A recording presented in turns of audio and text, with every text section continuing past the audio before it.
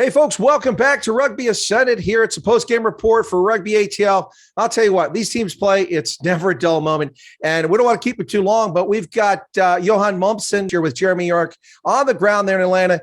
Hey, Johan, wow, you guys never have a dull game with New York. This thing was all over the place. I saw a try from you out there. Nice job following the ball. It's something that young players need to learn, don't they? Really need to be keeping up with the pace there. We saw that breakthrough, and you were right in a perfect spot to take that pass. Did you anticipate that? You must have. Yeah, I guess I was ready for the next phase on the same way, and Rowan just took it quick, and I was on his outside there. Yeah, wide open. Yeah, no, it's a bit of a gap there. It's almost like the Moses and the seas parted for just a second. It didn't look like there was anything, but when the ball got in your hands, I'm like, whoa, is there something there? And there he goes. You came out in the second half. Are you okay, or just a normal rotation there? You didn't have any injury or anything, did you? No injuries, just normal rotation. Yep. Two good starts to the season, an exciting game here, and you have to reset now. What do you think was the challenge here today? There are a few errors, some silly penalties probably on both sides.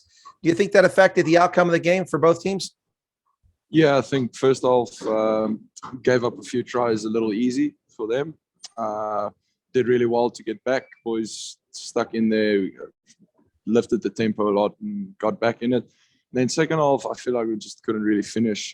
We got there, we did the work, and we just couldn't get the tries. So yeah, we got the week off now. So we'll go reflect and go think about what we have to go do to get better.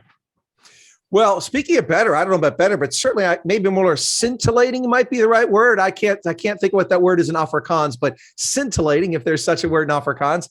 But this season, certainly one thing's for sure.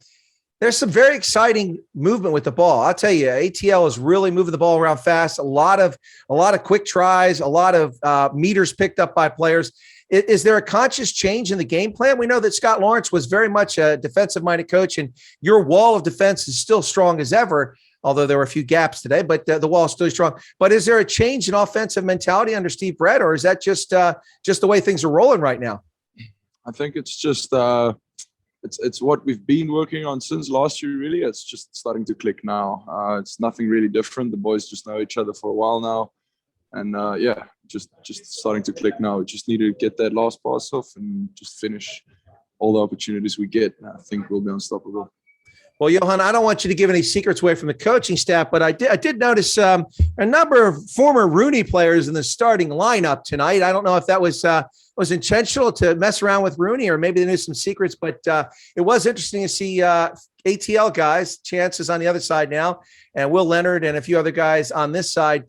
Does that add to the game at all, or is that just, hey, it's just rugby, whoever's on the pitch and whoever's wearing the uniform?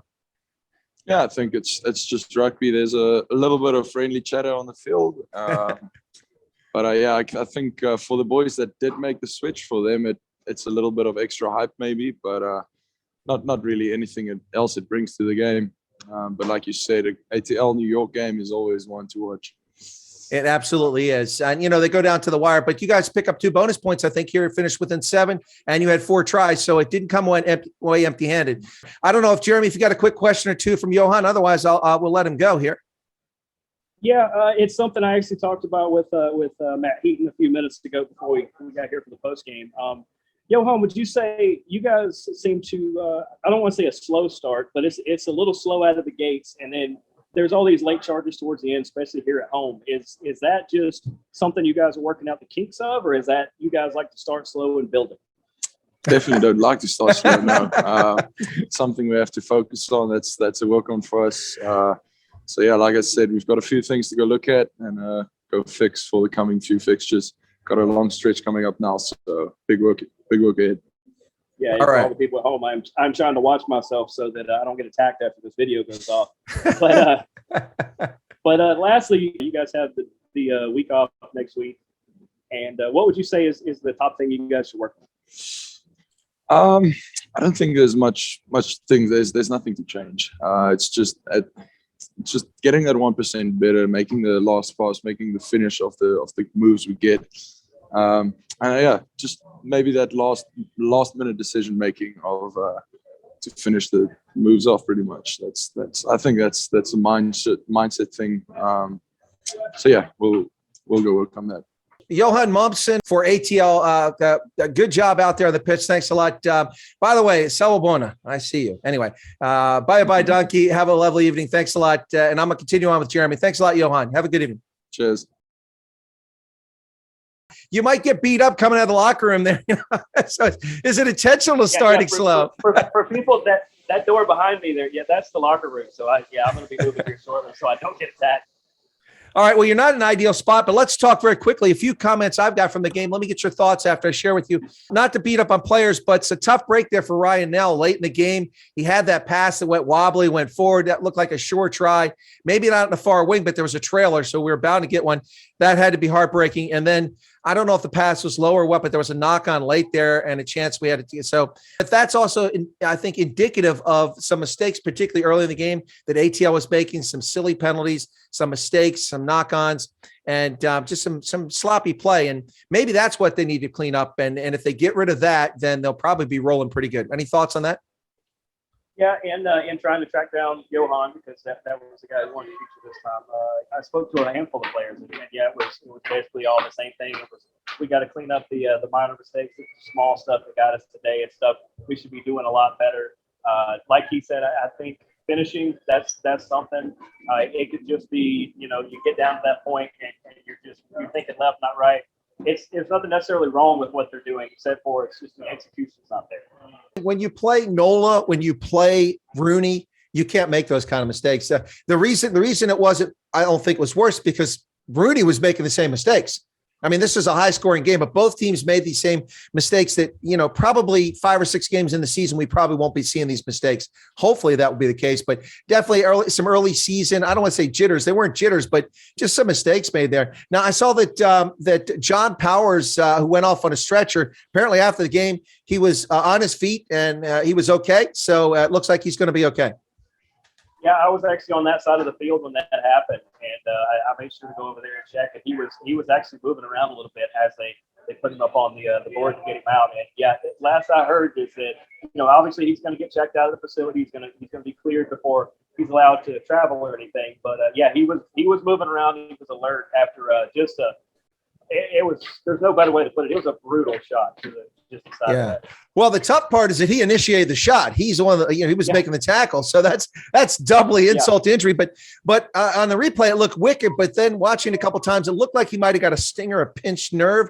And that's what happened. I don't know. But apparently he was up. Nate Brakely was man of the match, according to the announcers. And I would have to agree. That's a good call, Nate Brakely for RUNY. And when they were talking to him, he said, yeah, he was up and he's back with the team. So that's good news. Now on the Atlanta side, very quickly, Jeremy, we saw, and this one's got me hold my breath here. And this was De La Vega Mendia. He went off.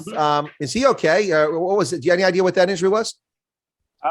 No, not really. Actually, he's one of the few I have not seen since post game there. And because Kurt Coleman was handling some kicks, there was some other people. I think Duncan was doing a couple as well. It shifted, and nobody seemed to know much about it. But I'll see if I can dig around after this. But for now, all I know is he went off, and we didn't see him again.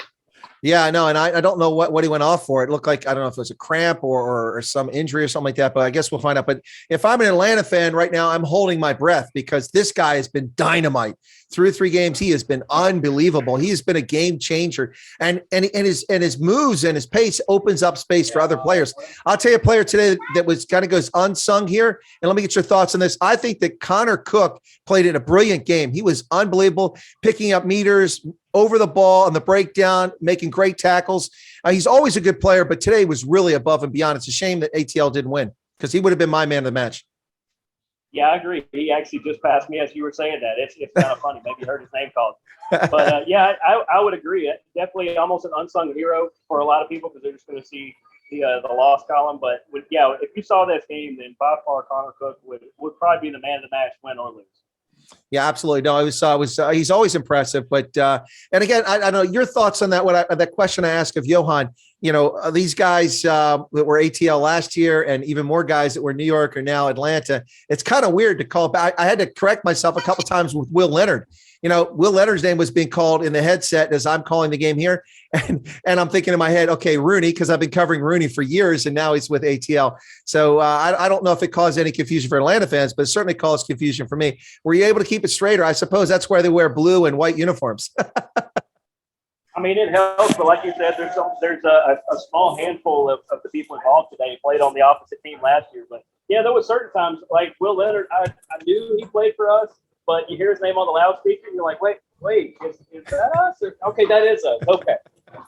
How was the weather down there? It looked like it was not too bad. What was game time like?